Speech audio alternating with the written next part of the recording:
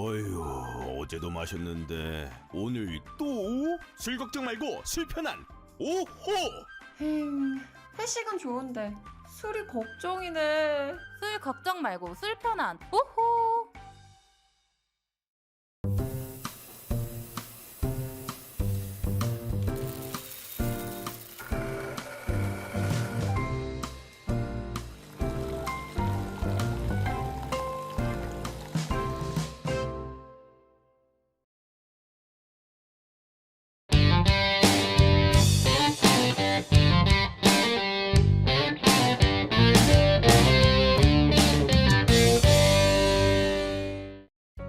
안녕하세요. 박진영의 마키아벨리입니다.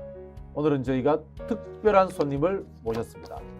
대한민국 여론조사 3대 전문가 공공의창의 최정묵 간사님을 모셨습니다. 안녕하세요. 예, 반갑습니다. 제가 그렇게 말씀하실 만큼의 전문가였으면 좋겠는데. 네. 네.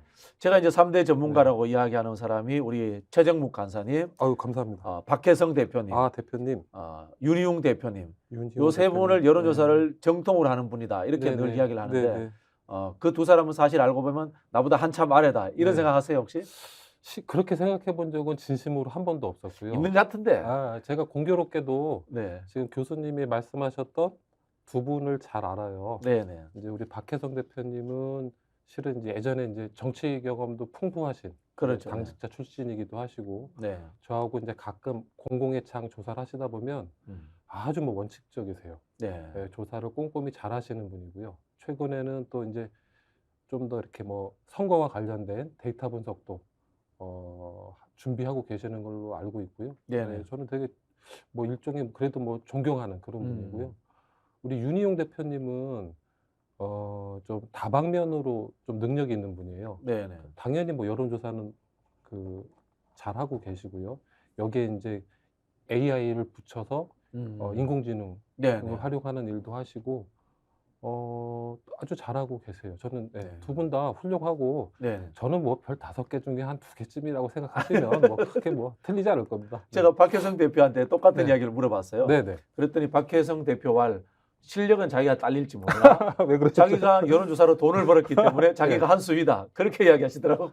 저는 이제 조사는 실은 한 20년 했는데, 네. 조사로 이제 수익을 내는 일은 하지 않고요. 네. 혹시 이제 여쭤보시면 또 드릴 말씀이 있지만, 공공의 창이라는 비영리 공공조사 네트워크라는 이제 모임을 해요. 그래서 제가 그걸 여쭤보려고 하는데 그러셨구나. 공공의 창이 뭔지. 네. 예. 공공의 창은 지금 말씀하셨던 이제 박혜성 대표님도 포함돼서 한 15개 여론조사 회사, 네네. 그리고 데이터 분석 회사, 수기 토론 회사가 2016년도에 모였어요. 네. 그래서 기업이나 공공기관에 이제 그 도움이나 용역을 받지 않고 자비를 좀 부담해서 좀 마이너한 이슈 중에 공론화가 필요한 담론들이나 정책이나 현안들이 좀 있거든요. 네네. 네, 그런 것들을 좀 기획해서 언론하고 같이 좀 면을 할애하면 뭐 해당 독자나 아니면 국민들 관심을 좀 상대적으로 많이 받을 수 있겠죠.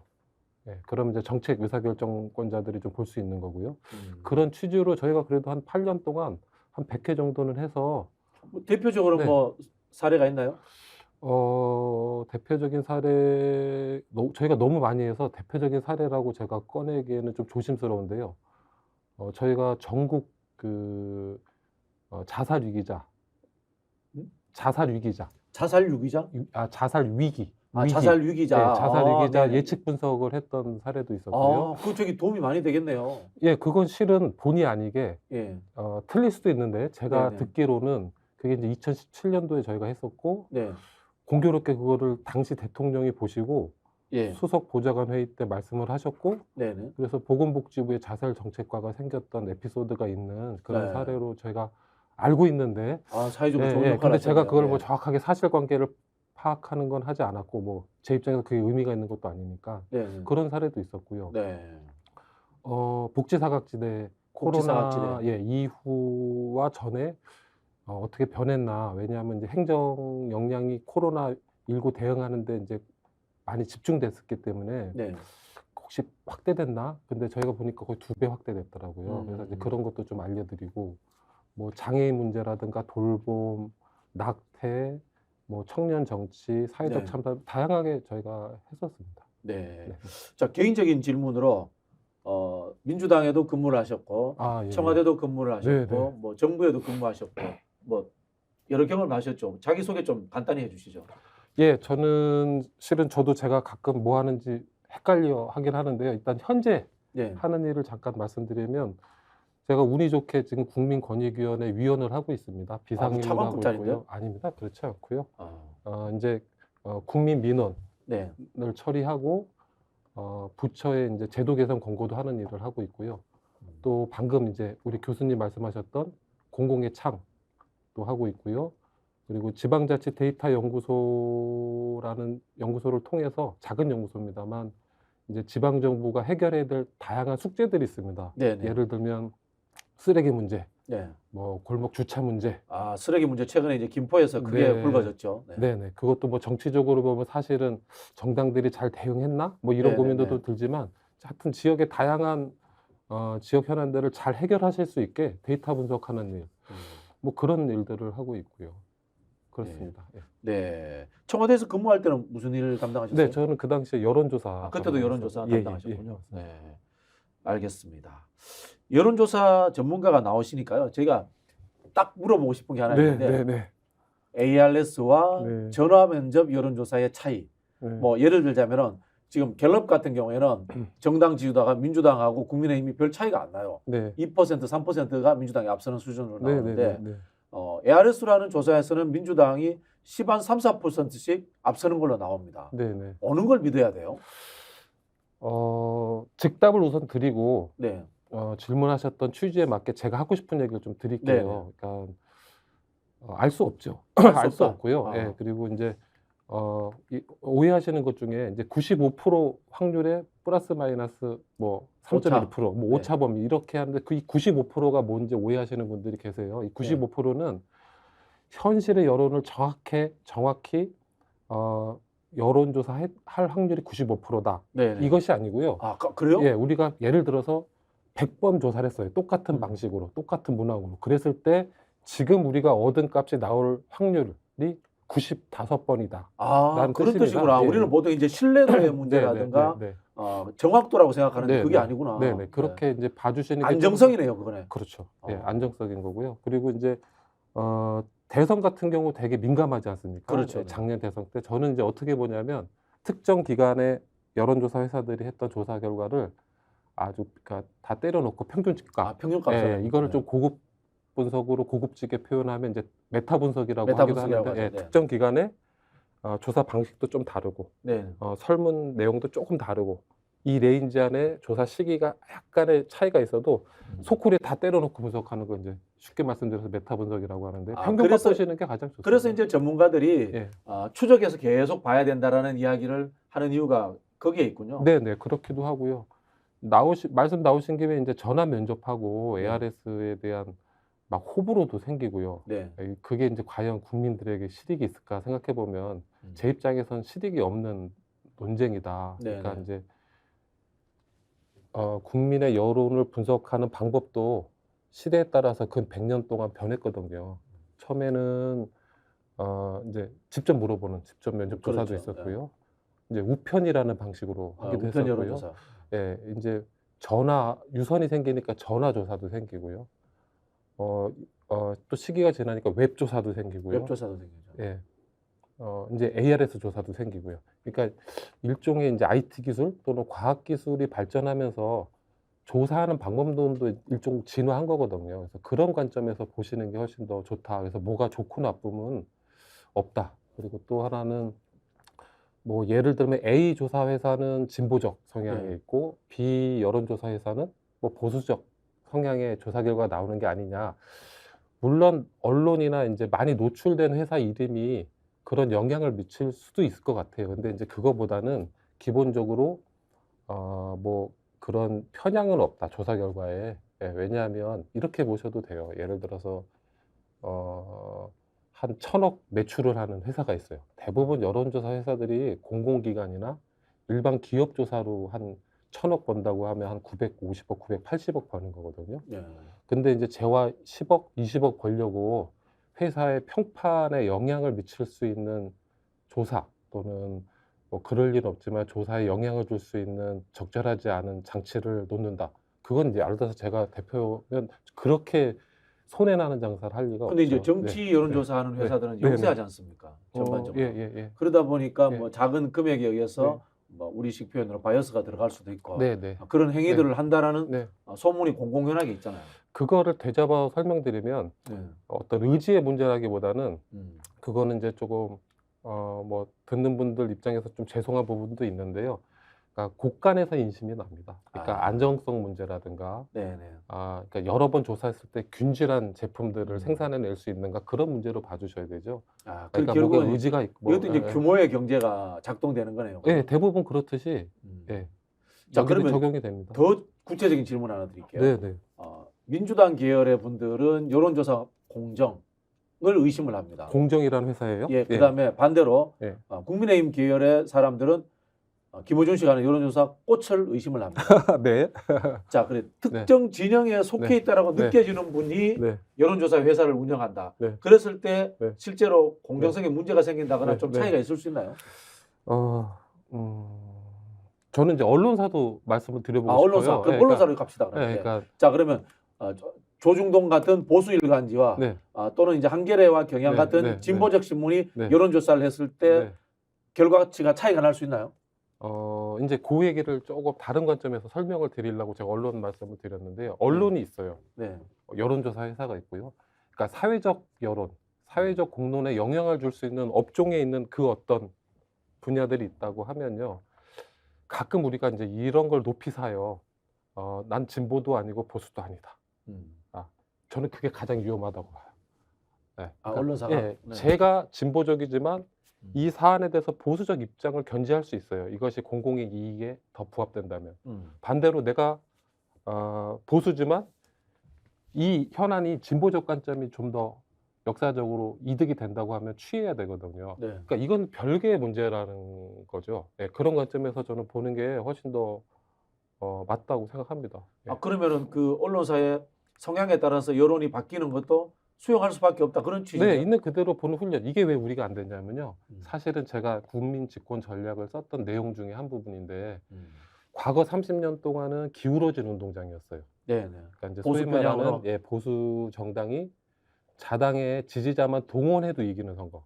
이 얘기는 다시 말씀드리면 설득의 정치를 하지 않아도 선거에서 이길 수 있는 구조였는데 광화문 촛불혁명 이후에 지층이 붕괴됐고 평평해졌습니다. 네. 네, 그러면 이 얘기는 또 뭐냐면 교차 투표자가 증가했다는 얘기기도 하고요. 그러니까 설득의 정치를 해야 되는 상황이 된 거거든요. 그게 뭐냐? 그러니까 지금 말씀하셨던 한쪽을 몰아서 예. 정의 쉽게 개념 정의해서 여기는 보수고 여기 보수 언론이고 보수 여론조사야라고 여기는 또 반대로 진보 이렇게 하는 거는 동원 정치에서 가능했던 거고요. 지금은 그러니까 소위 말하는 증거 기반의 경험주의 정치가 필요한 왜 설득하고 국민 참여 정치를 해야 되니까 이런 상황에서는 그런 어떤 개념의 고민들이 갈수록 줄 거라고 저는 생각을 합니다. 그러면은 과거에 우리 이야기하는 이제 부동층이라든가 무당파가 늘어났다 이렇게 보시고 계시는 거예요? 네, 분명히 늘어났습니다. 과거 30년 네. 동안은 제 분석으로는 8% 정도밖에 안 됐어요. 그러니까 이제 무당파가? 여론조사로 보면 가끔 뭐 무응답층 후보를 결정하지 않은 층이 한 30%씩 나오는 경우가 있습니다. 그러면 네. 이제 보는 분들이 선거가 아직 시작되지 않았구나 또는 아직 후보를 결정하지 않은 분들이 많구나라고 오해하실 수 있는데 실제는 투표하는 유권자 중에 스윙보터는 8%밖에 없었고요. 8%? 예, 네. 그리고 광화문 촛불 이후에 2배로 증가했습니다. 2배로 이것이 증가합니다. 되게 시사하는 바가 큰 겁니다. 그럼 우리 최정묵 간사도 대부분 이제 보통 뭐 중도층 이렇게 나누는 것이 아니고 약지지층, 뭐 약반대층이 네. 많다 그 이야기 늘 하시죠. 네. 네, 그게 실은 이제 정당 입장, 후보 네. 입장에서는 전략을 짤 때 좀 용이하기 때문입니다. 아마 제가 알기로는 선거를 하는 어느 나라든 어느 정당이든 선거 캠페인 전략은 단순합니다. 자당의 소극지자 동원하고요. 교차 투표자 설득하면 이기는 게 캠페인 전략입니다. 그러려면 지지자를 일종의 좀 소극과 적극으로 나누는 게 필요할 수 있습니다.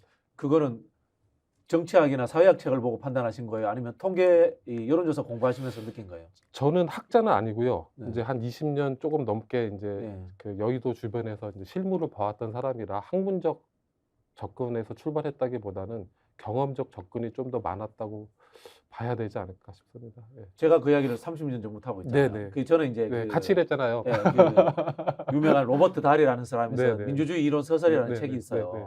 그게 이제 미국에서는 정치학 교과서 같은 책인데 거기에 이제 선호의 강도 이야기가 나와요. 네, 네, 네. 선호의 강도 이야기가 나오고 네. 강지지층, 약지지층 이야기하면서 정당 정치는 강지지층을 중심으로 움직이고 네. 선거로 가면은 약지지층을 대상으로 선거를 해야 된다. 네, 뭐 네. 이런 이야기들을 네. 하거든요. 아, 비슷한 취지에 있는 이야기 같습니다. 네. 알겠습니다. 자, 그런 이야기 하다 보니까 우리 또 제가 재밌는 질문 하나 하고 싶은데 네. 지난 대선 때 네. 결과 대충 맞추셨어요? 이겼다 졌다는 실패했고요. 네. 어, 거기는 희망 사항이 들어가 있었으니까. 아닙니다. 데이터 기반에서 예측했기 때문에 희망사항은 없었고요. 그러면 데이터 기반에서 봤을 때 이재명 후보가 이긴다고 판단했었던 네, 거예요? 한 2% 정도로 이길 거라고 봤어요. 네. 근데 이런 얘기를 이렇게 공개적으로 해도 되나 모르겠어요. 뭐 해도 됩니다. 네, 네, 네, 네. 네. 근데 이제 결과는 틀렸죠. 틀렸죠. 네. 그러니까 1% 졌잖아요. 예, 예. 그러니까 사실은 3%진 겁니다. 아. 왜냐하면 2% 앞서 있는 지층에서 1% 음. 졌기 때문에, 그러니까 강서구청장 선거도 마찬가지예요. 저희 음. 강서구청장 선거를 17% 졌다고 표현하는데 민주당이 8% 앞서는 곳이에요. 그렇죠. 네. 그러면 이제 17% 이겼다는 거는 9%에 9%의 교차 투표자의 동의를 구한 거거든요. 네. 그러니까 그러니까 분석을 잘해야 시사점이 좀 나오는. 그럼 지난 대선은 네. 이길 수도 있었는데 선거 캠페인이 잘못됐다라고 네. 전체적으로 결론 내려도 되겠네요.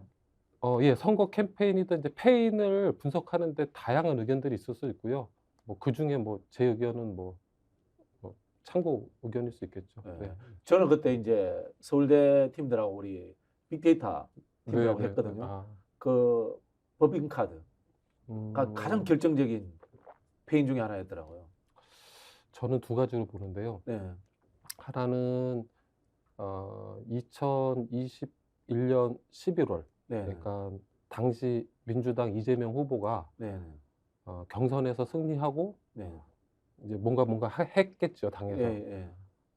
기본소득제에 대한 입장을 불분명하셨고, 자기 브랜드를 잊어버린 거. 네, 그래서 맞아요. 예, 이재명 대표에 대한 많은 국민들의 어떤 여러 가지 도덕적인 문제라든가 규칙을 좀 잘 안 지킨 문제, 뭐 이런 것들에 대해서 문제 제기를 하고 계셨지만, 그가 만약에 하려고 하는 변화가 그런 거였다면 이었는데 그게 없어지더라고요. 진짜 그게 중요한 첫 지적하신 것 같아요. 번째였고요. 두 번째는 이제 이준석 대표님, 이준석 대표가 캠페인을 너무 잘했죠. 1월 달에. 네, 민주당이 거의 없어졌죠. 그렇죠. 뭐 물론 제가 이제 생각하는 건 주관적인 거고요.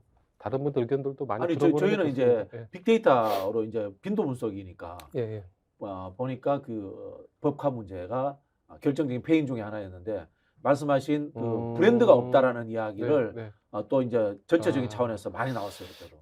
이제 참고 말씀을 좀 드리면 이제 데이터 분석, 빅데이터 분석을 통해서 상관관계를 네, 파악하는 거는 가능한데 네. 인과관계 파악하는 건 쉽지 않아요. 그러니까 예를 네. 들면 법카 문제에 대해서 많이 언급되어 있다. 음. 많이 노출되어 있다. 근데 마침 그때 지지도가 안 좋았다. 음. 이거는 인과관계일 수도 있지만 아닐 수도 있다. 상관관계일 가능성이 높아요. 아. 그러니까 예를 들어 이 정책 A라는 정책에 대해서 찬성 반대, B라는 정책에 찬성 반대가 있을 수 있어요. 그 자체로. 네. 이것이 후보 지지의 요인으로 작용하느냐 안 하는 또 다른 문제예요. 네, 그래서 마치 민주당이 A라는 정책에 찬성하고 국민도 찬성하면 야 이게 지지도 연결되는 거 아니냐. 여기에는 하나의 허들이 있는 거죠. 네. 아니, 우리 그 최정국 간사님 이야기는 네. 종합적인 전체적인 틀 속에서 봐야지 개별 사건 하나가 완벽하게 영향을 미쳤다고는 보기 어렵다 이런 이야기를 하시는 예, 그러니까 사실 두 가지 다 말씀드린 겁니다. 전체도 봐야 되고요. 네. 정말 지지도에 영향을 주는 요인이 뭔지를 명시적으로 봐야 된다는 거예요. 지금 빅데이터 분석은 사실 다 비명시적이거든요. 그렇죠. 그런 네, 부분이 네, 있어요. 네. 근데 어쨌든 이제 제가 그 당시에 느꼈던 네, 거는 네. 그게 나오면서 지지도가 떨어졌는데 3, 40대 여성층에서 떨어졌거든요. 떨어졌는데 끝까지 그게 복원이 안 되더라고. 아. 네, 그거 단락 하나만 네. 키워드를 봤을 때 그런 일이 있었다는 걸 제가 말씀을 드리는 거고. 예. 자, 한 김에 우리 또 현실적인 거 재밌는 거 하나 해볼게요. 이낙연 신당은 여론조사상으로 성공할까요?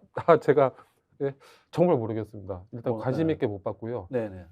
이낙연 신당에 대해서 논의하는 게 이 마키아벨리 보시는 그 아주 사랑해서 보시는 분들에게 도움이 되는 메시지인지는 모르겠어요. 근데 이제 교수님이 여쭤보셨으니까 네.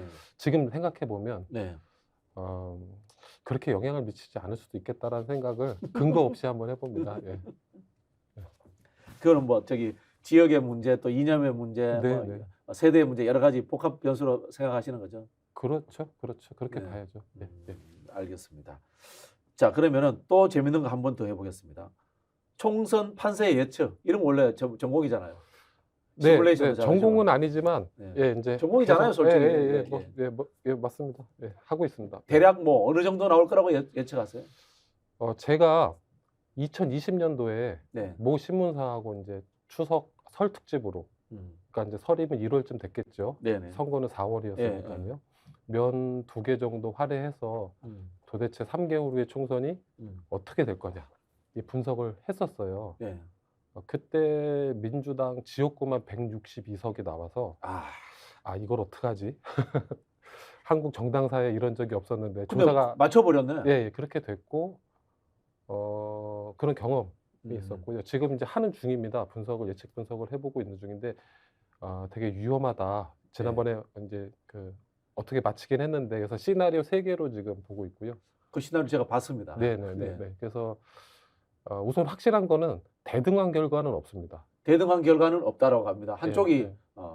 제법 이긴다는 이야기입니다. 네네네. 네. 그래서 뭐 몇 석은 아마 지금 이제 보시겠지만 장표가 지금 지어지는 상태일 거고요. 중요한 건 이제 49석입니다. 지금 보시는 표에 49석. 아직 이제 결정할 수 없는 49석. 네. 49석이 이제 전국에 산재되는 지역위원회 선거구겠죠. 네, 거기가 뭐 거의 지금 44대 42, 44대 44. 뭐 대표적으로 뭐 서울을 놓치면 마용성, 뭐 충청권, 충청권에 아산갑이 완전히 붙어 있고요. 아산갑이 네, 그런 곳이 몇 군데 있습니다. 네. 48곳이 그렇습니다. 그게 압도적 승리에 영향을 미칠 가능성이 있습니다. 네. 이 49석이 네. 당 지지율에 따라 가지고 네. 그게 뭐 30개는 이쪽으로 가고 9개는 이쪽으로 가고 이렇게 딱 분산돼 버리잖아요. 그럼요. 막 흔들릴 수 그죠? 있는 거죠. 그죠? 예, 네. 후보 이슈에 따라 흔들릴 수 있는데요. 그럼에도 불구하고 약간의 오해를 불식시키기 위해서 제가 사례를 들면 이런 겁니다. 우리가 냉장고 사잖아요. 예. 그러면 이제 오늘 저녁에 부부가 LG 냉장고를 사기로 결정을 했습니다. 네. 근데 그 다음날 부인이 냉장고 사려고 이제 나와서 동네 마실 다니면서 친구들 얘기 들어서 삼성 냉장고로 바꿀 수 있어요. 예. 실제 그래서 삼성 냉장고를 구매할 수 있는 거죠. 그러니까 되게 짧은 시기에 의사결정이 바뀔 수 있는데 정치 성향이나 정치 신념은 약간 종교성이나 이런 거하고 비슷해서 쉽게 안 바뀌어요. 그러니까 정당 일체감이라고 그렇죠. 표현하죠. 맞습니다. 네. 그러니까 예를 들어서 제가 교회를 다녀요. 근데 뭐 어떤 상황 때문에 교회를 잘 안 다녀요. 일종의 소극 지지자가 된 거죠. 이제 이런 경우는 상당수 많지만 갑자기 마음에 안 들어서 불자가 되거나 막 갑자기 막 절에 다니거나 그렇지는 않거든요. 네. 그런 측면에서 이제 우리 교수님이 여쭤보셨던 걸 말씀드리면 그 49개 지역의 팽팽함과 미세한 편차가 있지만 그게 첫 번째로 결정할 거고요. 그 다음에 이제 이슈나 인물이 영향을 미칠 거다라는 말씀을 드려보고 싶습니다. 이제 본인 입으로 숫자를 이야기 안 하시려고 하는 것 같은데 네. 제가 대충 뭐 우리 최정묵 씨 네. 보고서를 이렇게 많이 네, 받아보고 네. 이렇게 네. 하는데 네. 160대 120 정도 예측하고 계시는 거 아니에요? 그럴 가능성도 없잖아 있죠. 네. 네. 그 정도로 예측하고 계시죠. 네. 제가 박혜성 씨도 물어보니까 그 정도로 예측하고 네, 있고 네. 여론조사에 진짜 깊이 있게 하시는 분들이 전반적으로 다 그 네. 정도 예측을 하고 계시더라고요. 예, 지금 교수님이 말씀하신 게 세 번째 시나리오인데요. 네. 167석? 네. 뭐 그렇게 난 그 보고서를 예. 여의도 연구소 걸 또 봤거든요. 전 봤습니다. 비슷하게 나온 거야. 아, 근데 깜짝 놀랐어요. 예. 그리고 실제로 이 공신력이 있고 좀 잘한다고 하는 곳에는 대부분 다 그렇게 예. 분석을 해버리고. 다행입니다. 여의도 연구소가 민주당을 위해서 분석한 게 아니듯이 그렇죠. 네, 네. 제가 특정 뭐 경향이 있어서 그렇게 분석한 건 아니니까요. 네. 자, 그럼 여기에서 우리 다시 넘어가 볼게요. 네. 최근에 이제 책을 쓰셨는데 그게 이제 국민 집권 전략이에요. 네. 국민 집권 전략인데 네. 보통 이제 민주당 집권 전략, 뭐 진보 집권 전략, 네, 보수 네. 집권 전략 네. 이런 건 있는데 네. 왜 국민 집권 전략이라고 이야기를 했어요? 본질적으로는 민주당이 집권하던 네. 국민의힘이 집권하던 그 어떤 정당이 집권하던 그건 이제 국민이 집권하는 전략이 되어야겠죠. 근데 위정자들은 그렇게 안 하고 있잖아요. 이제 아까도 잠깐 말씀드렸지만 그런 시대에는 또 그것이 작동했어요. 지지자만 동원해도 이기는 선거 시기에는 작동했는데 지금은 증거 기반의 경험주의 정치, 실사구시 정치, 또 이것을 위해서 국민 참여가 필요하고 국민 설득이 필요한 상황에서는 앞으로 어떤 정당이든 국민 집권 전략으로 가야 될 거라고 봅니다. 아, 저는 이걸 잘못 오해를 했네. 네, 네, 국민 집권 전략이라는 것을 네, 네. 저는 가치의 문제로 생각했는데 네, 네. 우리 최정묵 간사님은 네, 네. 가치의 문제가 아니라 아까 말씀하신 것처럼 네. 스윙 보트가 많아졌기 네, 때문에 네, 네. 그 약지지층들을 흡수하기 위해서는 네. 국민 집권 전략을 짜야 된다라는 뭐, 그런 이야기를 하신 거네요. 네, 두 가지 다 의미하지만 지금 음. 교수님이 얘기하신 게 대단히 현실적인 문제고요. 네네. 네, 그런 시대별에 맞게 정치가 어떻게 작동해야 되는가를 네. 이제 정리한 책이다 이렇게 설명드릴 수 있을 것 같습니다. 과거에는 우리가 네. 말씀하신 것처럼 중도층이라든가 향배와 그 이전에 양진영이 하는 동원 체제로 가면은 보수가 이기는 것이 한국의 기본판이다라는 이런 이야기를 했거든요. 그 틀린 말 아니죠. 근데 지금은 그게 바뀌었다라는 대등해졌습니다. 이야기를 하시는 네, 거잖아요. 네, 네. 잠시 후에 제가 이제 한국 사회가 어떻게 변했는지 네 가지 증거 그리고 이 증거가 가리키는 게 무엇인지 이런 걸 좀 설명을 드릴 기회가 있을 텐데요. 네. 지금 말씀하셨던 것처럼 기울어졌던 게 평평해졌습니다. 그러면은 과거에 이제 오른쪽 보수 쪽으로 기울어졌던 이 운동장은 없는 거네요. 없어요. 평평한 운동장이 돼 네, 있는 네, 거네요. 네, 네. 그러니까 엄밀히 따지면 광화문 촛불 이후에 네. 민주당은 지층이 한 40%좀 올라왔고요. 네. 4%. 네, 4%. 네, 그리고 국힘은 12%가 붕괴했어요.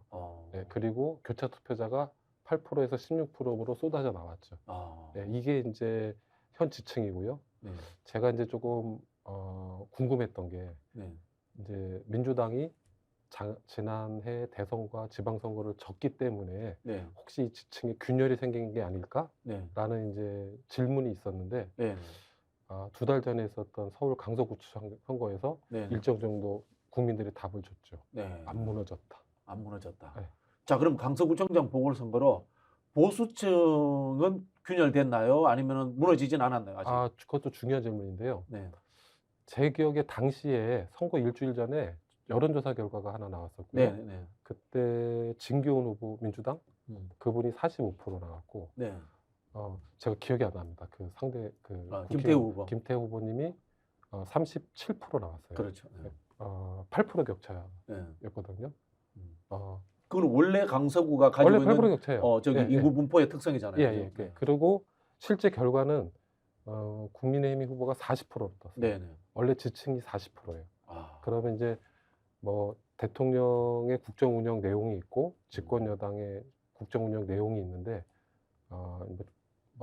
방어하는 분들도 있고 비판하는 분들도 있음에도 불구하고 지지층들이 지금 유지되고 있는 거죠. 국민의힘의 핵심 지지층은 유지되고 네, 있다. 네, 네. 네.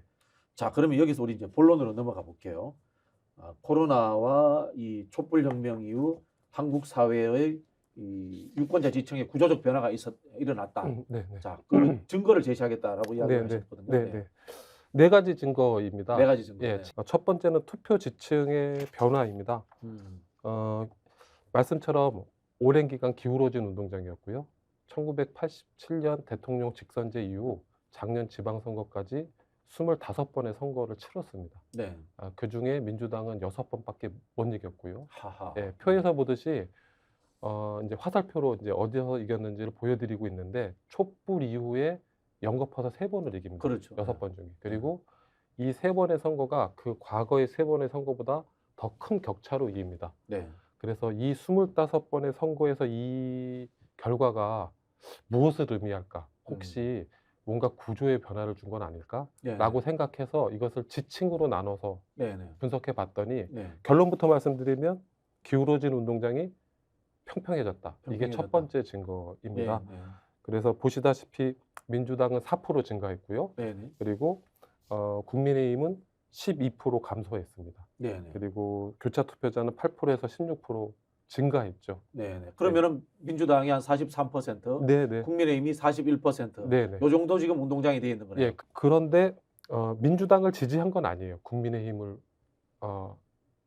지층을 찍었던 붕괴시킨 분들이. 거고요. 그리고 네. 이거는 25번의 선거의 지층에 변화를 준 거거든요. 네. 이거는 그냥 특정 정부에 대한 비판, 당시에 뭐 박근혜 정부에 대한 탄핵 이런 이슈라기보다는 구조를 바꿨기 때문에 이건 뭔가 본질적인 요구가 있을 거다라고 생각을 네. 했고요. 그게 뭘까 이렇게 보면 뭔가 국정농단의 잘못을 지적하는 걸 넘어서 한국 사회의 이 낡은 시스템 이걸 좀 다 바꿔보자라는 네. 게 연인원 1,000만 명이 동원된 촛불의 요구라고 생각을 했고요. 네. 근데 이제 안타깝게도 어느 정부도 이분들의 의견을 받아서 사회 변혁을 하기 위한 공간을 열어주지 않았던 건 또 놀라운 하나의 지점이기도 하죠. 그러니까 우리 아까 최정묵 간사가 이재명 대표가 기본소득을 왜 대선 때 강력하게 치고 나가지 못했느냐라는 아쉬움을 표하는 거군요. 네네. 그거를 약간 역사적인 흐름으로 보면 네. 1980년대 광주 민주항쟁이 있었고요. 네. 7년 후에 대통령 유월항쟁이 직선제, 있고 직선제가 되고 했고요. 2017년 촛불 이후에 7년 후가 내년 총선입니다. 네. 그러니까 좀 역사적으로 총선의 의미를 정의해야 되는데 네. 남은 시간은 4개월밖에 없고 이제 뭐 국민 입장, 데이터를 분석하는 입장에서는 좀 답답한 그 상황이죠. 이야기는 예. 윤석열 심판론을 넘어서는 담론을 시대적 담론을 내놔라 이 네, 얘기네요. 그죠? 그래죠. 왜 180석을 주셨잖아요. 그러니까 네. 숙지하라고 준 거거든요. 이 네. 180석은 독과점이잖아요. 네. 민주적 절차에 따르되 과점을 인정해 준 거거든요. 일종의 합법적 폭력을 인정해 준 거거든요. 그렇죠. 예, 뭐를 위해서? 바꾸라고 낡은 시스템. 저는 극단적으로 이런 생각도 네. 해요. 대통령이 국가이기 때문에 네. 늘 여당이 네. 소수당이었으면 좋겠다 이런 생각도 해요. 전 잘 모르겠습니다만. 네, 뭐 그것도 일리가 네. 있겠습니다. 네. 그래서 이제 첫 번째 투표 지층이 바뀌었다.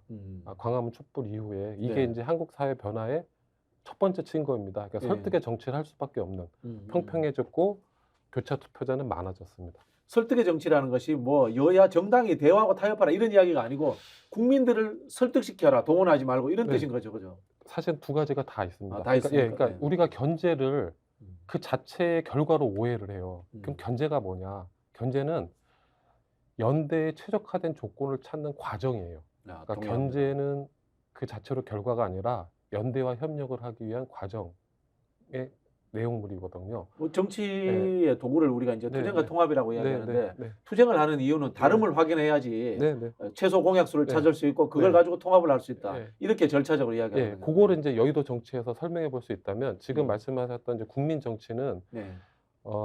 설득의 정치라고 하는 거는 설득의 내용이 증거와 데이터와 실증에 기초해서 설득할 수 있을 때 더 설득이 잘 되고 참여율도 높겠죠. 네. 그런 정치를 했을 때 정치가 뭔가 효율성이나 투명성이나 책임성이 강화되겠죠. 네. 그래서 종적으로 행적으로 음. 국회 안에 시민과 정치 간에 종적 행적인 다 요구가 그 안에 있는 이야기라고 생각합니다. 그럼 우리 최 간사님은 네. 정치 투쟁을 하더라도 이념 투쟁이 아닌 팩트에 기반한 투쟁은 굉장히 긍정적인 거다 이렇게 보시겠네요. 그렇죠. 팩트에 근거한 투쟁은 설득으로 연결될 설득으로 겁니다. 연결된다. 예, 그리고 음. 보다 공론화된 그러니까 음. 보다 개선된 공론이 네. 형성되는 좋은 과정이라고 봐야죠. 싸움 그 체제가 나쁘다고 말할 수는 없는 거고요. 네. 그 싸움의 목표가 뭔지를 잊어먹으면 안 된다는 거죠. 네, 알겠습니다. 자, 계속하시죠. 네. 네, 그래서 첫 번째 증거로 제가 투표 지층이 평평해졌다 네. 이런 말씀을 좀 드렸고요. 두 번째는 국민성입니다. 국민 성향. 국민 성향 변화. 네네, 네. 요거를 좀 분석하기 위해서 아마 아시는 분 계시겠지만 애니어그램이라는 애니어그램. 인간 성향을 9개로 분류하는 애니어그램을 여론조사로 한번 물어봤습니다. 네네. 우리 국민들의 성향이 어떤지를. 네. 이 성향은 9개로 나누는데요. 지금 보시는 것처럼 표에 건강할 때의 중시 가치들이 있고요. 늘 항상 좋은 것만 있는 것이 아니기 때문에 스트레스인 상태에서의 또 특징들도 좀 정리를 해놨습니다. 이걸 이제 네네. 그대로 국민에게 물어본 겁니다. 우리 국민은 어떤 사람인 것 같습니까? 네네. 그리고 이제 이게 정합한 분석이냐라고 이제 하실 분들이 있는데 제가 이 조사를 몇 년간 사비들여서 여러 차례 했고요. 네네. 정합적이다라고 판단을 좀 했습니다.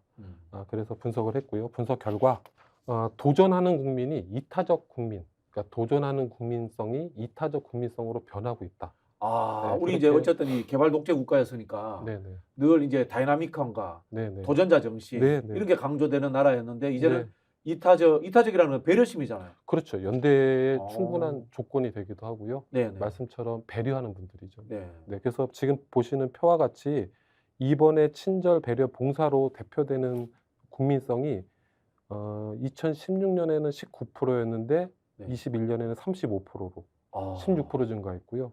8번의 강인함, 용기, 리더십의 성향의 국민성이 16년에는 22%였는데 21년에는 3%로 무려 19%가 이야. 감소했습니다. 의식이 이미 선진국이 됐네. 그것이 선진국을 의미하는지는 모르겠습니다만 이제 이렇게 설명은 해볼 수 있을 것 같아요. 8번에 지금 말씀드렸던 도전적인 강인한 성향이 교수님이 말씀하셨던 민주화 산업화 과정에 네. 도전하는 국민의 네. 성향이 좀 필요했다면 지금은 이제 복합적이고 다층적인 사회적 위기에서 네. 적자생존, 그러니까 생존에 유리한 방식이라고 국민들이 채택한 게 아닐까? 이런 생각을 좀 해봤습니다. 위험 요소를 줄이는 사회로 바뀐 거네요. 그렇죠. 그것이 네. 그러니까 그전에는 기회 요인이 강했는데. 네네. 그러니까 이타적이고 배려하는 국민성이 음. 생존하는데 유리한 거죠. 네. 그렇게 이제 가고 있다고. 이건 이제 볼 수 어떤 있는 사람들은 이제 그 국가의 노년, 또 복지국가의 노년 이렇게 표현하는 사람도 있어요. 그것도 학문적으로. 일리가 있습니다. 네. 그것도 일리가 있습니다. 네. 그래서 좀만 더 현실 정치에 풀어보면 이런 이타적인 국민들이 긍정적으로 보는 정치 행태와 부정적으로 보는 정치 행태가 있습니다. 그냥 무조건 좋아 보이는데 이게 부정적인 측면도 있어요. 네네. 왜냐하면 네. 제가 이타적인 국민의 단점을 말씀 안 드렸는데요. 네네. 좀 예민하기도 하시고요. 쉽게 삐지기도 하시고요. 네. 또 뭐 의존적이기도 하세요. 의존적이기도 예, 예. 근데 이제 건강한 상태에서 보면 대단히 배려심이 많고 이타적인 분들인데 네. 이분들이 보는 긍정적인 정치 행태는 좀 서민적이고 네. 정직하고 개혁적이고 배려하고 헌신하고 포용하는 것에 관심을 갖게 되고요. 접니다. 네. 예, 예. 농담입니다. 네. 그리고 이제 부정적인 거는 네. 이제 좀 집착하고 집착하고. 지나치게 비판하고 독선적이고 완고하고 이런 것에 좀 그것도 난 것 부정적으로. 같은데. 그러신가요? 예, 양면이 다 있는 거죠. 양면이 있는 것 네, 같은데. 네. 그래서 이런 변화는 국민들이 이 변화된 환경에서 가장 적절한 생존 방식이라고 판단하신 게 아닐까? 예. 그 들으니까 느낌이 어떤 느낌이 드냐면요. 강남 좌파, 네, 네, 네. 보보스 뭐 있지 않습니까? 그런 느낌의 지도자 유형을 원하는 것이 아닌가. 그런 그것도 느낌이 들어요. 예, 제가 이 네 가지 증거 안에 예. 갖고 온 도대체 앞으로 어떤 리더를 원할까 국민들이 네, 네. 이 얘기도 제가 드려보겠습니다. 예. 예, 그래서 두 번째 증거, 국민 성향이 변화했다. 이타적 국민 성향으로 증가하고 있다. 그렇게 표현할 과거에 수 있고요. 투쟁적인 국민에서 도전적인 국민에서 이제는 네. 배려하고 네, 네. 그런 국민으로 예. 바뀌었다. 예, 세 번째는 시대 정신입니다. 시대 정신이 바뀌었다. 네, 네. 보통 이제 패러다임, 네, 네. 이거는 이거는 디스코스, 담론 이렇게. 네, 맞습니다. 이거는 이제 좀 생소하실 수 있는데요. 나선형 역동성 이론이라는 이론을 좀 활용했고요. 네, 이 네. 이론은 이제 인간의 사고 방식과 가치 체계가 시간과 경험에 따라서 일정한 패턴으로 발전하거나 퇴보한다라는 네, 네. 이념입니다. 네. 그리고 이제 8단계로 나누고 있고요. 요 8단계를 밈 가치 시스템으로 나누는데요. 이 네. 밈은 아마 기억하시겠지만 리처드 도킨슨의 이기적 유전자에서 예. 네. 차용된 네. 거고요. 지금 표에서 보듯이 1단계하고 8단계는 제외했습니다. 현실에서 없는 거기 네네. 때문에. 그래서 잠깐 표만 설명을 좀 드리겠습니다. 네네. 교수님하고 편하게 대화를 좀 예, 하기 예. 위해서 2단계 보라민 가치 시스템은 어떤 사회냐면요. 네. 혈연이나 부족 가치 시스템으로 표현되는 사회입니다. 그러니까 다층 경제 시스템, 그리고 조합, 남성 중심의 사회 이렇게 표현할 수도 있고요. 키워드로 보면 관습, 전통, 이념, 독재, 공포, 신비주의 뭔가 이런 걸로 대표되는 사회를 보라민 가치 시스템이라고 국민의힘인데요. 일단은 네. 3단계 빨간 밈은 밈 네. 가치 시스템은 현재 한국 사회에 존재하는 밈인데요. 네. 이후에 데이터로 또 설명을 드리겠습니다만 타인 배려보다는 개인주의, 네. 즉각적 효과와 보상을 중시하는 사회고요. 여성, 네. 외국인, 네. 약자들을 착취하는 구조를 빨간 밈 사회 시스템이라고 표현합니다.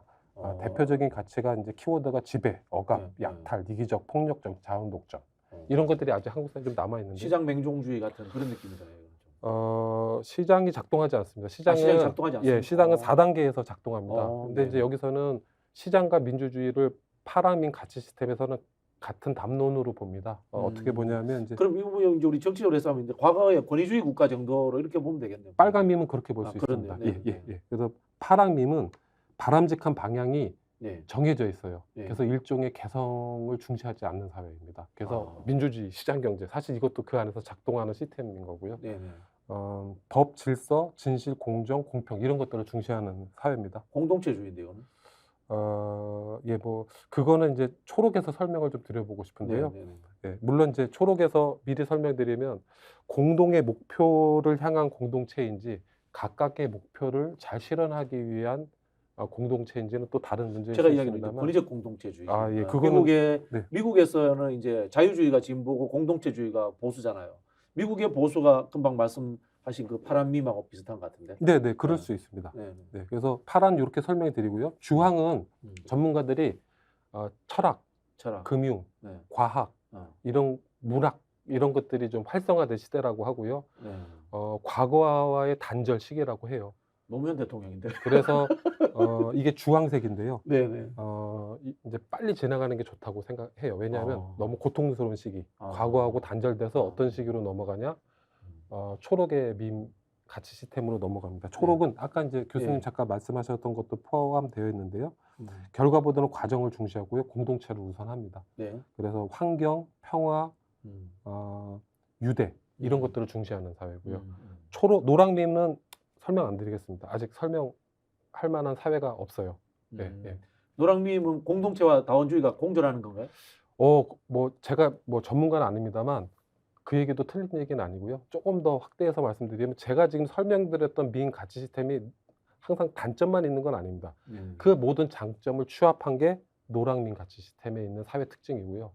뭐 물질과 정신의 어떤 뭐 교류 뭐 이런 것까지도 설명해. 제가 그 줄저간에 그게 진보적 자유주의라고 생각해요. 네, 그러니까 많이 앞서가시는 거죠. 진보적 자유주의라고 생각하고 네. 앞서 이야기한 그 네. 공동체 우선주의는 네. 이제 유럽식 사회민주주의 정도 되겠죠. 예, 사실은 제가 쓴 국민집권 전략의 후반부에 그 사회적 자유주의라는 얘기를 하고요. 네, 독일 같은. 이게 이제 사회 이념이라고 하면 연대와 협력의 시대 정치는 이제 공화주의적 성격. 그래서 이제 정치 철학과 사회 이념을 잘 좀 버무려 보려는 노력을 좀 했었는데요. 네, 그 취지하고 비슷합니다. 본인은 민주주의보다는 공화주의에 더 심취해 있겠네요. 예, 근데 그게 예전에 저희 공부했던 것처럼 묵자르듯이 이렇게 나눠지는 것이 아니라서 잘 이렇게 사용해야 될 것 같습니다. 네. 예, 그래서 깊이 있는 분석인 것 같아요. 예, 그래서 다시 시대 정신에 대한 어떻게 분석했는지 배경을 잠깐 설명드렸고요. 이제 결과를 말씀드리면 지금 표에 보시는 거는 여론조사를 2가지 한 겁니다. 현재 한국 사회가 어떤 사회라고 생각하십니까? 두 번째 질문은 그렇다면 앞으로 한국 사회가 어떤 사회로 나가야 된다고 생각하십니까? 이 2가지 응답에 대한 결과를 지금 보시는 표로 정리했는데요. 왼쪽의 스틱이 현재 사회 진단이고요. 오른쪽에 보시는 스틱이 한국 사회의 기대입니다. 그렇게 보시면 지금 현재는 빨강 밈 가치 시스템이 33%, 그리고 이제 파랑 민 가치 시스템이 26%. 그래서 빨강과 파랑이 나왔죠. 그러니까 이제 빨강의 가치와 파랑의 가치가 현재 공존하는 사회. 그래서 이제 독점과 이기적 요인도 있는 거고요. 뭔가 공정과 뭐 어떤 평등 이런 법, 질서 이런 것들도 좀 공존하는 사회인데 앞으로 나가야 할 사회는 파랑 46%, 초록 31%입니다. 그러니까 공정, 법, 질서도 중요한데 앞으로 나가야 될 사회는 연대와 협력의 사회다라고 국민들이 이제 이야기하고 있습니다. 그래서 이제 이타적 국민이 바라는 시대 정신은 법, 질서, 공정에서 연대 협력으로 나아가고 있다. 이렇게 그러면은 지금 그 저분 이름 뭐야? 정의당에서 나와서 사회민주당 창당하는 한창민, 천호선 선배 이 두 분들이 하는 게 그 방향인데. 아, 그러십니까? 그게 그분들이 이야기하는 사회민주주의적인 요소가 굉장히 이게 비슷하게 나오는 게 결과가. 한국인들이 그렇게 이제 인식하고 있다는 거예요. 네, 그것이 생존이 유리하다고 보는 거겠죠, 당연히. 시대 정신이 앞으로 어떻게 갔으면 좋겠냐, 현재 뭐냐라고 봤을 586 때. 척걸 못 하겠는데요? 586들이 대부분 그 사회민주주의들 자기들이 지향한다고 이야기하잖아요. 예, 또 삼천포를 잘 알지도 못하면서. 386 산업화 민주화는 이제 특정 시대의 담론을 장악했던 분들이고, 그분들이 이제 했던 기능들이 있어요. 그러니까 그거는 이제 민주화든 산업화든 다 똑같습니다. 그 시기, 특정 시기의 사고 방식이나 가치나 문제 해결 방식을 다 정의했어요. 그 담론이. 산업화는 산업화대로, 민주화는 민주화, 민주화죠. 민주화대로. 예, 근데 동시에 사회적 편향, 예. 의사소통의 한계, 예. 권력의 독점, 맥락의 의존성들을 또 다 동시에 다 갖고 있는 거거든요. 산업화나 민주화사랑 다 똑같았다. 그럼요. 예. 그러니까 알고 보면 뭐는 둘다 좋고, 권위주의자다. 예, 뭐는 그럴 수밖에 없는 시기였죠. 그럴 수밖에 그러니까, 없는 시기였다. 예. 네. 그러니까 단일 목표 달성을 위해서 동원이 정당화됐던 시대. 아, 산업화를 위해서 예, 예. 우리 산업 일꾼이 되자. 예, 예. 민주화를 위해서 민주투사가 되자. 예, 예. 요 이 가치에 전부 다 예. 동원됐다. 예, 근데 네. 그런 한계도 우리의 역사로 인정해야 됩니다. 어떤 건 네, 좋고 네. 어떤 건 나쁘고 그런 측면이 아니고요. 음. 그리고 이제 3.4로 빠졌기 때문에 잠깐 네네. 말씀드리면 386 얘기하셨는데요. 네, 네, 네. 그러니까 저는 이제 386에 대해서 평가를 유치해내 있지는 않아요. 왜냐하면 386 밑에서 잘 먹고 잘 사는 학번이기 때문에 네, 네. 예, 그럼에도 불구하고 이야기를 해야 된다면 저는 야구에 비유하고 싶어요. 네, 네. 그러니까 어려운 경기 음. 예, 시대를 대표해서 선발 투수로 나왔다고 생각해요. 1회도 잘 던졌고요. 2회도 잘 던졌고 네. 6회, 7회까지 갔는데 왜 1이닝이나 2이닝처럼 못 던져? 그런 문제 제기를 받고 있는 거라고 보고요. 그러면 이제 투수가 욕심이 있어서 계속 마운드를 지키고 있느냐. 네. 아마 야구 좋아하시는 분은 알 텐데 선발 투수들은 목표가 역할이 분명합니다. 많은 이닝을 자기가 소화해야 되는 게 투수의 역할입니다. 네. 만약에 감독 입장에서 개투가 충분히 준비됐다면 내렸겠죠. 야, 네. 의미심장하다. 예, 그러니까 그런데 또 한편 정규 리그 말고요. 월드 시리즈나 코리안 시리즈 있습니까? 그러면 그런 그 구력 있고 잘 던지는 선발 투수들이 개투로도 나옵니다. 승리를 위해서. 그렇죠. 1이닝, 2이닝을 잘 소화하는 역할을 해요. 그러면은 네.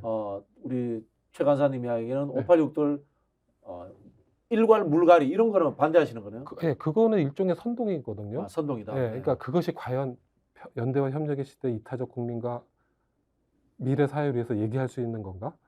그것이 어떤 실증적인 거거나 어떤 근거가 있는 건가? 저는 미래 사회에 좀 더 나가기 위해서는 각자의 역할을 조정하면서 연대 협력해야 된다. 그렇게 생각합니다. 네, 특정 세대를 그래서 보십시오. 태극기 집회하시는 분들 있잖아요. 그분들이 주장하는 내용에 동의하는 부분들이 많지는 않지만 그분들이 왜 그랬을까? 네, 무시당했기 때문이거든요. 그분들의 삶 전체를 부정당했기 때문이거든요. 그렇죠. 예, 그렇게 해서는 연대 협력의 시대로 갈 수가 없습니다. 저희가 뉴라이트 처음 나올 때 예, 예. 결국은 이게 종교와 결합하면서 보수주의 대중운동으로 갈 것이다 이런 예측을 했었거든요. 왜냐하면 네. 그 전에 대중운동은 네. 진보의 전유물이었거든요. 보수는 대중운동이 없었단 말이에요. 네, 네. 근데 그 결국은 말씀드린 것처럼 자신들이 살아온 산업화 시대라든가 네, 네, 네. 또는 냉전 시대가 전체 부정된다고 생각하니까 이 사람들이 그걸 지키기 위해서 네. 대중운동의 영역으로 와버렸거든요. 네, 그게 또 네. 종교가 결합되고. 네, 네. 어. 네, 그렇게 저는 잠깐 그 시대정신 얘기하다 386 얘기, 네, 네. 산업화 민주화 담론 얘기 나왔는데 그렇게 한번 말씀을 드려보고 싶고요. 다시 시대정신 얘기로 시대정신, 잠깐 돌아오면 연대와 협력 시대로 가고 있다. 네. 근데 이렇게 생각하시는 분들도 계실 거예요. 아니 법, 질서, 공정이 세상에 가장 중요한 가치지 연대 협력은 부수적 가치 아니냐. 네, 네. 그게 또 여태까지는 틀린 말도 아니에요. 네. 민주주의 3대 가치 하면 자유, 정의, 연대. 그래서 연대는 마치 뭔가 수단적 가치거나 좀 부수적인 가치로 맨날 세 번째 등장하는 자유평등 가계 이제 이야기인데 예, 그렇죠. 이제 사실은 연대죠. 이제. 네, 네, 맞습니다. 예. 그래서 사회적 연대. 예, 근데 또 한번 질문을 해본다면 법, 질서, 공정이 늘 항상 정의이고 옳은가? 이것이 사회 경제적 요인의 영향을 받지 않고 모두가 법 앞에 평등하게 만드는 건가? 예를 들어서 네. 직업, 네. 재산 이런 거 관계없이 그렇게 작동하고 있는가? 그렇지 않다고 생각하죠. 예, 사람들은. 그래서 연대 협력도 되게 중요하고 그 방향으로 나가는 게 필요할 수도 있다는 얘기를 세 번째 증거로 데이터에 기반해서 말씀드리고요. 네. 마지막입니다. 네. 리더십의 변화도 있는데요. 야, 리더십의 변화. 네네. 지금 표에서 보듯이 역시나 이거는 애니어그램에 기반해서 국민들에게 여쭤봤고요. 네. 2016년 이전에는 세 가지 리더십 형태가 요구됐습니다. 네. 개혁적인 거. 개혁적인 거. 예, 예. 그리고 8번 지도자 27%. 예. 그리고 지도자라고 하면 이렇게 생각하시면 돼요. 되게 카리스마 있는 사람. 예, 카리스마 있고요. 기골이 장대하고 기골이 장대한 예, 사람. 옆에 큰 칼 쳐도 전혀 이상하지 않은 네. 뭐 그런 분들. 그러니까 네. 장군, 네, 장수 뭐 이렇게 네. 이해하셔도 될 것 같고요. 네. 그리고 9번 중재자는 21%입니다. 중재자. 예, 보통 여기는 이제 뭐 이렇게 종교 지도자 분들이 보통 이 성향에 많이 들어가긴 한데 네. 여태간에 도전, 통합 개혁 뭐 이런 성향들을 도전 통합 개혁. 원하셨는데요. 네. 코로나19와 광화문 촛불 이후에 네. 이 세 가지 유형이 다 줍니다. 줄어요? 네, 어. 표에 보듯이 개혁가는 9% 줄었고요. 네. 지도자는 5% 줄었고요. 네. 중재자는 11% 줄었는데 음. 뭐가 엄청나게 들었습니다. 이 3번의 성취가 성취. 예, 야. 보통 CEO한테 많이 나타나는 음. 성향인데요. 4%에서 22%로 18%가 증가합니다. 이재명이 민주당 대선 후보가 된 이유가 여기에 있다고 봐야 되겠네요. 그것도 이후에 잠깐 제가 설명드릴 기회가 있으면 설명을 드릴 건데요. 네. 일단 그 리더십의 필요가 바뀌었다. 음. 그런 거를 좀 확인할 수 있었고요. 이게 왜 그랬을까 이렇게 보면 아까 저희가 그 시대의 정신에서 보면 주황의 밈 있었고요. 네. 파랑에서 초록으로 넘어가려면 반드시 거쳐야 돼요. 네. 어렵고 힘든 시기를. 네. 네. 네, 근데 이제 그런 혁신의 어떤 주황의 밈 이런 시대 과제하고요. 연대 협력으로 가기 위한 혁신의 네. 과제와 리더십에 지금 말씀드린 선호가 좀 뭔가 상호작용한 게 아니냐. 음. 두 번째는 좀 중요할 수 있는데 지도자를 보통 우리는 본질적 가치로 봤어요. 네. 그래서 비가 많이 안 와도 왕탑, 대통령 다. 네. 네. 비가 많이 와도 왕탑. 그렇죠. 네, 근데 이게 이제 성과를 내지 않으면 얼마든지 갈아치울 수 있는 수단적 가치로 바뀌었다. 수단적 가치로. 예, 예, 그 촛불 혁명의 힘이 예, 있는데. 예. 그리고 코로나19는 뭐 어떻게 작용했냐. 네. 이 위험 사회에서 생존하기 위해서는 분명한 성과, 코로나19에 대한 확실한 성과가 없으면 위험 사회가 정말 위험 사회가 되지 않겠습니까? 그래서 성과를 내라는 국민의 요구가 리더십의 요구 형태를 바꿨다. 지금 이제 정권이 넘어가고 문재인 대통령에 대해서 비판적인 평론가들이 상당히 많습니다. 예. 그럼에도 불구하고 실제로 국민들은 코로나라는 환란을 극복한 사람으로 문재인 대통령을 기억할 수도 있겠네요. 뭐 그럴 수도 있겠습니다. 네. 예. 그래서 다시 이제 말씀을 드리면 그래서 성과라는 혁신이라는 요인이 리더십 필요에 상당히 많이 영향을 미치고 있고 미칠 거다라는 증거를 마지막 증거로 좀 드리면서 아마 궁금해하실 것 같아서 지금 8번 지도자라고 표현 드렸던 옆 8번에는 카리스마. 이제 현재 이제 윤석열 대통령, 윤석열. 전두환 대통령 전두환. 이분들의 어떤 둘이 똑같이 나오잖아. 성향. 네. 이거는 이제 어떤 국정 운영 행태나 국정 운영 내용을 얘기하는 건 아니고요. 성향, 이미지 성향. 이미지 성향. 네. 그리고 9번은 중재자, 김대중 대통령, 노태우 대통령. 이게 이제 같은 성향이라고 볼 수 노태우 있고요. 대통령이 참 같은 쿠데타 세력이고 학살자인데 네. 말년에 갑자기 평가가 좋아졌어요. 예. 그렇나요? 예. 네. 1번 개혁가는 박정희 대통령, 노무현 대통령. 네. 비슷하다. 네네. 그리고 3번 성취가 이제 지금 성취가. 많이 국민들이 요구하는 네네. 성과를 그리고 성과를 내기 위해서 혁신을 네. 라고 요구하는 리더십 요소를 대표하는 3번이 이명박 대통령, 김영삼 대통령. 네, 그렇게 설명할 수가 있을 것 같습니다. 네. 이재명 대표도 성취가 쪽에 가깝나요? 예, 이제 그걸 여쭤보셨으니까 제가 이제 지나갈 수가 없는데 네. 보통 우리나라는 서울시장 역대 서울시장이 다 3번 성향이 컸어요. 성취가. 예, 네. 그러니까 박원순 시장님도 박원순 시장? 그랬고요. 네. 그리고 오세훈 시장님도 현재 그렇고요. 이명박 대통령도 그랬고요. 이재명 대표는 서울시장은 아니었는데 성향으로 보면 이건 조사는 안 했어요. 요거는. 네. 근데 이제 추정해 보면 3번에 좀 가까울 수 있다. 네. 예, 그렇게 볼 수도 있을 것 같습니다. 야, 그러면은 네. 자, 이런 것에 바탕해 가지고 네. 우리 최종무 간사께서 최종적으로 네. 국민 집권 전략을 조언을 해 주신다면 어떻게 조언을 해 주실래요?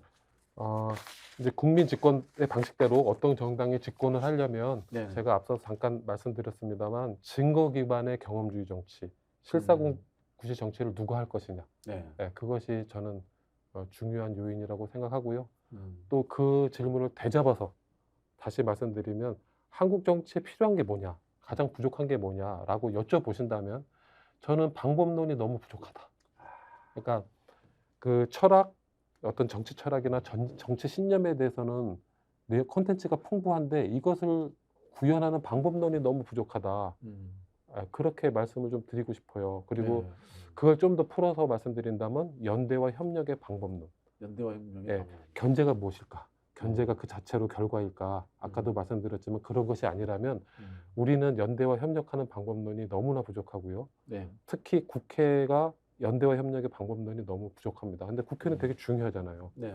네, 시스템과 제도를 만드는 곳이기 때문에 이거는 뭐 연대와 협력 대상이 국회, 정부, 시민사회, 기업, 개인이라면 이 일을 할 수 있는 건 국회밖에 없거든요. 네. 그래서 국회가 방법론을 많이 확보하는 게 중요하고 그러기 위해서는 실사구시 정치, 증거 기반의 경험주의 정치 네. 이게 필요하다. 그게 바로 국민주권 전략이다. 네. 들으니까 이런 느낌이 드네요. 선동의 정치에서 성과의 정치로 바꿔야 된다. 네네. 이런 느낌이 드는데 네. 제가 예로 하나 들고 싶은 게 있어요. 최근에 이제 국민의힘에서 김포 구리시 통합 문제를 들고 나왔단 말이에요. 네네. 이게 진짜 전형적인 선동이에요. 선동인데 민주당에서 또 무슨 이야기를 하냐면 김포 예를 들게요. 김포 예를 들면서 5호선 여타 면제 특별법을 낸 거야. 근데 저도 행정을 조금 아는 입장에서 국민의힘의 제안도 황당무계하지만 민주당의 접근법도 안 되는 걸 또 내놓은 거야. 예타면제 특별법, 특정 지역의 예타면제 특별법이라는 법이 존재한다는 것 자체는 황당무계한데 제가 이제 뭐 민주당에서 그 법을 내놓고 반대는 못했습니다만 네네. 이런 식의 정치가 적절하지 않다는 거죠, 그죠? 예, 맞습니다. 그러니까 역시나 그것도 무언가 네. 아, 불가능한 걸로 맞받아치는 정치잖아, 이게 지금. 네, 그러니까 이제 이렇게 또 설명을 할 수 있을 것 같아요. 그러니까 당시에 이제 집권 여당인 국민의힘이 아마 10월 달이었을 겁니다. 네, 네. 예, 그때 이제 김포시를 서울특별시로 편입한다. 뭐 이런 얘기를 했었고요. 이게 뭐 어찌 보면 정당이 발언한 거기 때문에 네. 총선의 유불리가 네. 따질 수 있겠죠. 그래서 아마 민주당이 이제 말씀하셨던 그런 방식으로 대응할 수도 있었겠지만. 그렇지, 이게 네. 서울하고 김포 네, 통합이 네, 네. 윤석열 정부가 반대해요. 안 돼요. 그러니까 네, 네. 불가능한 걸 이슈로 네. 낸 거야, 사실은. 네, 근데 이제 사실은 저는 이제 민주당의 주안점을 둬서 말씀을 민주당의 드려보고 주안점. 싶어요. 왜냐하면 이제 이게 이제 정치 선거에 영향을 미칠 수 있는 이슈고 야당 입장에서는 A 대 나 대. 네. 그러니까 이제 그 싸움만 해도 불리하지 않은 선거라고 네. 생각하셨는지 네, 네. 이거를 이제 어떤 공론화 작업을 거치지 않고 네. 그 자체를 이제 일종의 어떻게 보면 무력화시켰다고 봐야죠. 왜냐하면 네, 네. 그 이슈가 한국 사회에 어떤 과제를 해결할 수 있을지를 고민하지 않았기 때문에 예를 들면 이걸 좀 큰 제안으로 역제안을 할 수 있었다면 행정구역 대개편 공론화로 갈 수도 있었을 거라고 봐요. 그러니까 지금 뭐 지방 소멸, 저출산, 교육과 의료의 격차 이런 수많은 문제들이 있는데 네. 이것도 일종의 행정구역 대개편으로 해결할 수 있는 부분들이 많거든요. 네. 그래서 그렇게 좀 했었으면 어땠을까. 그리고 더 중요한 거는 균형 발전이나 지방자치와 관련된 의제가 수도권에서 출발해 본 적이 없어요. 네, 서울이 다 갖고 있거든요. 네. 네, 그래서 되게 좋은 기회였는데 그렇게 조금 차분히 좀 들여다봤었으면 어땠을까 이런 생각이 그게 들고요. 제가 보기엔 네. 가정이 이런 것 같아요. 우리 국민들은 선동에 약하기 때문에 네네. 차분히 일일이 따져서 설명해도 받아들이지 않을 것이다라는 네. 가정하에서 네. 상대가 메시지를 내면은 네. 더 강하게 내거나 아니면 네, 네. 물타기를 하거나 이렇게 네, 해서 네. 없애버려야 된다는 네. 고정관념에 빠져 있는 것 같아요. 그러니까 무언가가 변한다는 거는 네. 무 자르듯이 변했다라기보다는 많은 시간이 필요한 거고요. 많은 시간이 필요하다는 건 많은 수고가 필요하다는 거기 때문에 어떤 정치가 옳고 적합한지를 안다면 좀 힘들어도 출발을 해야겠죠. 네, 알겠습니다. 자, 오늘 우리 최정무 여론조사 전문가 모시고 국민 집권 전략에 대해서 이야기를 한번 나눠봤습니다. 국민 집권 전략이라는 책을 냈습니다. 최근에 관심 있는 분들은 한번 검색을 해주시고요. 책을 가져올 거 그랬네요. 그러니까 책을 왜 안 들고 가요? 자, 다음에도 한번 또 기회 되면 또 모시도록 하겠습니다. 예, 감사합니다. 네, 인사 좀 해주시죠. 네. 예, 그 말씀 들어주셔서 감사하고요. 원래 이런 얘기가 유튜브에 그렇게 그 조회수를 높이는데 도움이 안 될 수도 있는데 하여튼 노력해서 좀 더 유익한 이야기를 기회가 된다면 다음에 또 말씀드릴 수 있도록 해보겠습니다. 감사합니다. 감사합니다.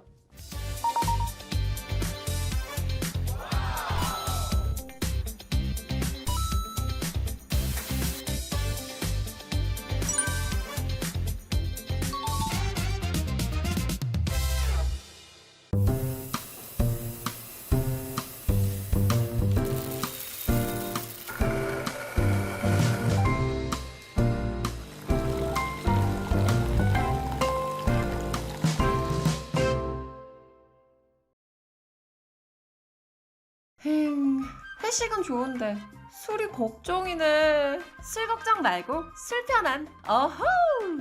제가 술이 약해서 술 걱정 말고 술 편한 오호. 혹시 지인에게 묻지 마식으로 가입하신 건 아닌가요? 보험에도 점검이 필요합니다. 요즘 경기가 어려워서 보험료 내는 것도 부담스럽죠? 건강보험도 자동차 보험도 나에게 맞춤 보장. 믿을 수 있는 보험 전문가들. 믿을 수 있다 더 착한 보험.